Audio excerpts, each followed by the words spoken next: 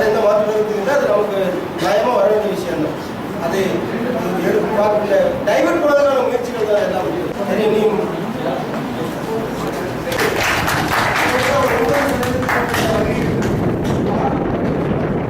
அப்படியே மெயின் பண்ணி இன்னும் செலவாயிருக்கு. நீங்களே எடுத்துட்டு வந்துட்டீங்கன்னா உங்களுக்கு ஒரு 5 ரூபாய் செலவு இன்னும் தமிழ்நாட்டில் அரசு மற்றும் நகராட்சி, மாநகராட்சி, அரசு உதவி பெறும் உயர்நிலை மேல்நிலைப் பள்ளிகளில் 25,000 இடைநிலை ஆசிரியர்கள் தற்போது பணியாற்றி வருகிறார்கள். அரசாணை எண் 100 அடிப்படையில் கடந்த 2004 முதல் அந்த இடங்களில் பட்டதாரி ஆசிரியர்கள் நியமனம் செய்யப்படுவதால் ஒரே பணி இருவேறு ஊதியம் என்ற அடிப்படையில் மிகவும் துன்பத்திற்கு ஆளாகி வருகிறார்கள் இடைநிலை ஆசிரியர்கள்.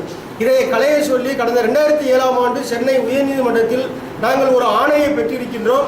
அந்த ஆணையை தமிழக அரசானது இதுவரைக்கும் நடைமுறைப்படுத்தவில்லை.